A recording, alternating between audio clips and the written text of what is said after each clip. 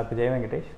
இந்த மூட்டு மாற்று அறுவை சிகிச்சை பற்றி மிட்ஸ் அண்ட் ஃபேக்ட்ஸ் அப்படின்னு சொல்லிட்டு இந்த தவறான கருத்துக்கள், ஒரு விஷயம் தெரியாமல் இருக்கிறத பற்றி உண்மையான கருத்து என்ன, ஃபேக்ட் என்னன்றது சொல்கிறதுக்காக ஒரு சில அடுத்தடுத்து வீடியோஸ் பண்ணிகிட்ருக்கேன்.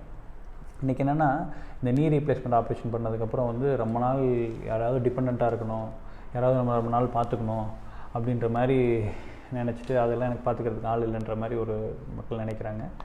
என்னென்னா, இந்த சர்ஜரி வந்து ஒன்றும் நீங்கள் அப்படியே படுத்த படுக்க ஆகிடுறதோ இல்லை பெட்ரிடனாவோ இல்லை பெட்லேயே தான் இருந்து பார்த்துக்கணும் அப்படின்லாம் எதுவும் கிடையாது. நீங்கள் சர்ஜரி பண்ணிட்டு உடனேவே நீங்கள் நடக்க முடியும், சின்ன வாக்கர் சப்போர்ட் பிடிச்சிட்டு நடக்க முடியும், பெட்டை விட்டு நீங்களே இறங்கிக்கலாம், சின்ன வாக்கர் பிடிச்சிட்டு போய் சேரில் உட்காரலாம், சேர்லேருந்து எந்திரிச்சு நடக்கலாம். என்ன ஒரு சூப்பர்விஷன் மட்டும் தேவைப்படும். யாராவது ஒருத்தர் நீங்கள் ரெஸ்ட் ரூம்லாம் போகிறீங்க, உட்காந்து எழுந்திருக்கிறீங்கன்னா ஒரு சப்போர்ட்டுக்காக ஒரு சூப்பர்விஷன் தேவைப்படுமோ ஒழிய நீங்கள் டிபெண்ட்டாக இருக்க தேவையில்லை. Just somebody have to support you. ஒரு சின்ன சப்போர்ட்டுக்காக சில நாட்கள் தேயெல்லாம் பிரிக்கிற வரைக்கும், எந்த ஆப்ரேஷனாலுமே தேயில் பிரிக்கிற வரைக்கும் அந்த இடத்துல தண்ணி போடக்கூடாது, குளிக்காமல் தான் இருக்கணும். இதுவும் அதே மாதிரி தான். அதனால் அந்த ஒரு 2 வீக்ஸ்க்கு கொஞ்சம் உடம்புலாம் தொடச்சி விட்றதுக்கு அதுக்கு ஒரு சப்போர்ட்டுக்கு ஆள் வேணும். ஆனால் ஒன்றும் மற்றவங்க சப்போர்ட், மற்றவங்க தயவுனால் மட்டும்தான் நீங்கள் இருக்கேன்னு கிடையாது. ஒரு ஜஸ்ட் ஒரு சப்போர்ட், அது யாரும் வீட்டில் யாராவது இருக்கலாம், யாராவது வேணால் இருக்கலாம், சரியா? அதே மாதிரி இந்த சர்ஜரி முடிச்சுட்டு ஆக்சுவலாக நடந்தால் தான் நல்லது. காலுக்கும் நல்லது, மூட்டுக்கும் நல்லது, எல்லாமே நல்லது. படுத்துகிட்டே இருக்கிறது நல்லது இல்லை. அதனால் நம்ம டாக்டர்ஸ், ஃபிசியோதெரபிஸ்ட் எல்லாருமே வந்து சீக்கிரம் நடங்க, இப்படிலாம் நடக்கலான்னு சொல்லிட்டு உங்களை நடக்க தான் சொல்லி என்கரேஜ் பண்ணுவாங்க.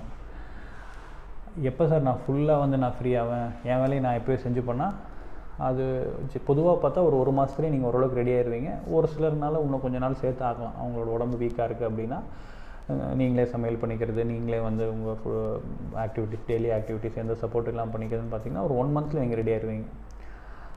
அதுக்கப்புறம் பார்த்தீங்கன்னா உங்களோட லைஃபே வந்து முன்னாடி சர்ஜரிக்கு முன்னாடிக்கும் பின்னாடிக்கும் அவ்வளோ ஒரு டிராஸ்டிக் டிஃப்ரென்ஸ் இருக்குது. முன்னாடி நீங்கள் பயந்து பண்ணதெல்லாம் இப்போ நல்லா கொஞ்சம் ரிலாக்ஸாக பண்ண முடியும், வலி இல்லாமல் இருப்பீங்க. இதனாலேயே ஒரு நிறைய பேருக்கு லைஃப் எக்ஸ்பெக்டன்சி அதிகமாகுது. சர்ஜரி ஒரு 65 வயசில் பண்ணுறாங்கன்னா அதுக்கப்புறம் அவங்களோட வாழ்நாள் வந்து, ஏன்னா இதில் பிரிஸ்காகிறதுனால வாக்கிங் போக முடியும், இல்லை எக்ஸசைஸ்லாம் பண்ண முடியும். அப்படிங்கிறப்ப அவங்க ஒரு லைஃப் வந்து சேஞ்ச் ஆகிடும்.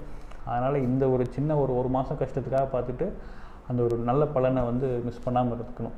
அதனால் ரொம்ப சிவியர் ஆர்த்தரைட்டிஸ்னால் இந்த மாதிரி யாராவது என்னை பார்த்துக்கணும் அப்படிங்கிற இதெல்லாம் தேவையில்லை. நீங்களே எல்லாமே பண்ணுவீங்க, சாப்பிடுவீங்க. இப்போது ரெஸ்ட் ரூம் போகிற மட்டும் ஒரு சின்ன சப்போர்ட் தேவை. அதுவும் ஒரு 1 மந்த்துக்கு தான். அதுக்கப்புறம் you will do on your own. அதனால் மேஜராக பயப்படுற அளவுக்கு ரொம்ப யாரையாவது சார்ந்து இருக்கணுன்ற அவசியம் கிடையாது இந்த ஆப்ரேஷனில். தேங்க்யூ.